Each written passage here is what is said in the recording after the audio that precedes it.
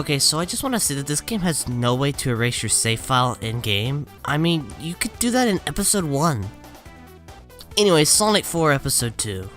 It was critically received worse than the first game, which... Now the truth is, this game plays very similar to the first. Sure, I guess the physics don't let you stick to walls, at least as much as the last game, but that was really amusing, honestly. The thing that's new this time is Tails. With Tails, you can perform 3 different combos, as the game calls them. You can fly, swim fast, and perform a spin dash that can destroy stuff. All the stages are heavily based on stages from Sonic 2 and 3, except for the Winter Amusement Park zone. I guess the graphics here aren't too terrible. The music is again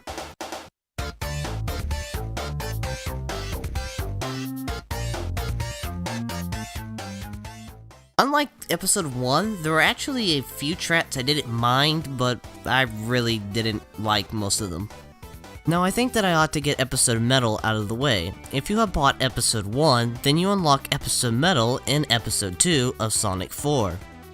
Anyways, yeah, you play through 4 stages, each one having the appearance of a stage from Episode 1. The stages themselves feel like a mashing together of stages from the first game with some changes sprinkled here and there. Also, the whole story of how Metal Sonic returned. Not sure who wanted to know how an evil robot came back. Don't they just always come back? Anyways, the deal is that the cutscenes here show some stuff about Sonic CD that I'll just leave as confusing, but I won't get into it. Because who cares about this game? I mean, this game ends with a cliffhanger that'll never get resolved. I mean, I guess there's a small chance, but... yeah, gameplay's a thing. Well, just like Episode 1, and as I explained last review, this game plays nothing like Sonic 1, 2, or 3. Sonic can move, jump, spin dash, and use the homing attack. And now stuff with Tails. Now being able to fly with Tails isn't a new idea, but swimming fast like a submarine and the rolling combo are new ideas to my knowledge. This game puts more emphasis on platforming this time around, but you can just fly. Now the game does have sections where you fly around obstacles, but these are few and very simple. They're okay. Swimming underwater is fast and the level design is boring. You just swim underwater and avoid easily avoidable enemies and grab an air bubble when you need to. Finally, you can break stuff with your rolling combo. Besides all this, the levels are just like Episode 1. Watch Sonic run fast, do a homing attack chain. Watch Sonic run fast, do a homing attack chain. Do simple platforming over a bottomless pit. However, homing attack chains have been reduced. Now, unlike Episode 1 that only had one original boss, almost all the bosses here are brand new, but some of them are infuriatingly cheap. The boss fights in this game vary from okay to just, I can't play the game anymore, I'm done. In fact, that's what happened to me during my first playthrough of this game a while back. Interestingly, I actually beat it my first time this playthrough. It still went on way too long though, and that's another thing about these bosses. They drag on way too long. The bosses in this game can also be very cryptic, but I had the most fun out of this game trying to figure out how to damage some of these bosses. Other times though, figuring out how to beat some of these bosses was very unclear and aggravating. They can go on and then change midway into the fight, and then you die and you have to start the fight all over again. Now on to the collectibles. New to Episode 2 are completely optional red rings. There is one red ring hidden in every non-boss stage. Just like Episode 1, you can collect the Chaos Emeralds. I didn't mention the special stages or the Chaos Emeralds last review, mostly because I really didn't think it mattered for the review.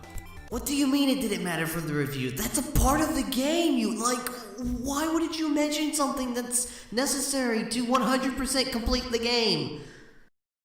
I did beat every single one in Episode 1 though, and I only remember the final special stage giving me any trouble. However, Episode 2 is a different story. Episode 1 had special stages similar to Sonic 1, and Episode 2 has special stages similar to Sonic 2. If you are familiar with Sonic 2's special stages, you run down a half pipe and collect rings. Now these special stages are actually quite challenging. The game tells you how many rings you need to start, and if you don't meet that requirement, you can restart, but I would often forget how many rings I needed. Even if you do remember and restart, you have to start the stage all over again.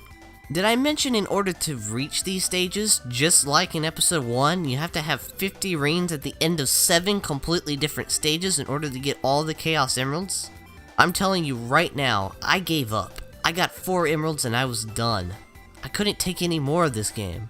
I looked at the ending with all the Chaos Emeralds, and it's exactly the same as the ending you get with none of the Chaos Emeralds, except the game doesn't tell you to try again.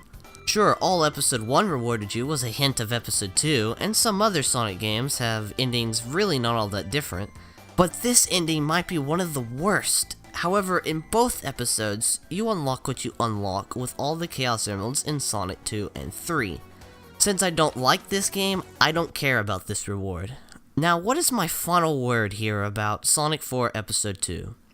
So I just wanted to clear up a few things real fast. When I said that Sonic 4 Episode 2 doesn't play anything like Sonic 1, 2, or 3, I meant that in 2 ways. One is the game's flow itself, like the way you go through the levels feels really different, and another way that kind of plays into that is the fact that the physics are really different. I know that sounds really weird, but if you're running fast in this speed-based platformer, the actual physics that the game runs on can make the game feel really different. Not to mention that there were a few tricks that you could do with the Genesis/Mega Drive game's physics, but that's kind of a different conversation.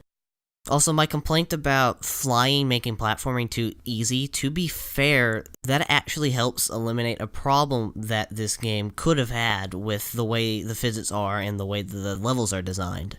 You can't exactly fall off a cliff because you're going too fast, because you can just recover and fly. I really think the problem with the music in this game is the instrumentation and not the composition. Anyways, yeah, back to the... I think with its uninteresting level design, long drawn-out bosses, and being uninteresting and boring as a whole, this game is a mediocre game that is so mediocre that it is terrible, similar to its predecessor. However, this one bored me to tears even more than Episode 1. Look somewhere else for a Sonic experience.